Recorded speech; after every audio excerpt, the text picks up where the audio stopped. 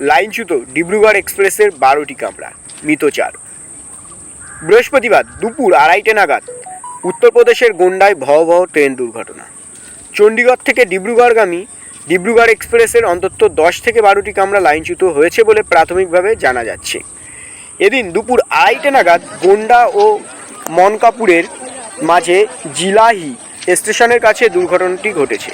ট্রেনের একটি বাতানুকূল কামরা মারাত্মকভাবে ক্ষতিগ্রস্ত হয়েছে। উত্তর পূর্ব রেলের মুখ্য জনসংযোগ আধিকারিক পঙ্কজ সিনহা বলেন, গোন্ডার কাছে মতিগঞ্জ এবং জিলাহির মাঝখানে ডিব্রুগড় এক্সপ্রেসের দুর্ঘটনার মুখে পড়ে। কিভাবে এই ঘটনা ঘটল তা তদন্ত সাপেক্ষ। আপাতত উদ্ধার কাজ চলছে। 3-4 জন মারা গিয়েছে বলে জানতে পেরেছি। হতাহতের সংখ্যা নির্দিষ্ট করে কিছুক্ষণ পর বলা সম্ভব হবে। উদ্ধার কাজ শেষ হয়নি। উদ্ধার করে আহতদের নিকটবর্তী হাসপাতালে নিয়ে যাওয়া হয়েছে। প্রাথমিকভাবে জানা যাচ্ছে, বৃহস্পতিবার দুপুরে আচমকা বিকট শব্দ শুনতে পান যাত্রীরা। পরক্ষণেই দুর্ঘটনা।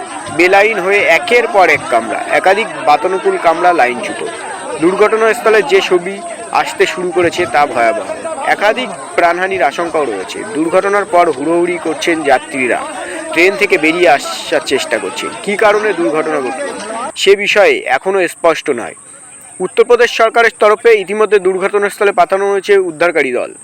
রেল দুর্ঘটনায় আটকে পড়া যাত্রীদের যুদ্ধকালীন তৎপরতায় উদ্ধারের কাজ শুরু হয়েছে। বেশ কয়েকজনকে ইতিমধ্যে উদ্ধার করে নিকটবর্তী হাসপাতালে পাঠানো হয়েছে। দুর্ঘটনার পর অসমের মুখ্যমন্ত্রী হিমন্ত বিশ্ব শর্মাও পরিস্থিতির খোঁজখবর নিতে শুরু করেছেন। সংশ্লিষ্ট কর্তৃপক্ষের সঙ্গে যোগাযোগ রাখছেন তিনি।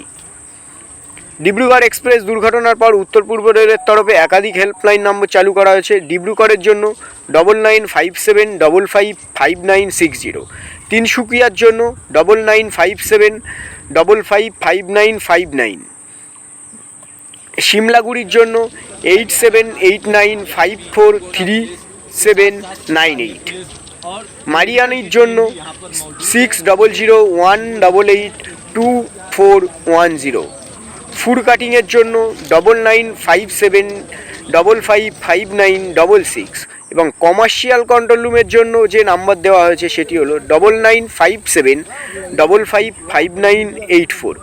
গুয়াহাটি স্টেশনের জন্য 3টি হেল্পলাইন নম্বর চালু করা হয়েছে। নম্বরগুলি হলো 0361273162, 036127316222।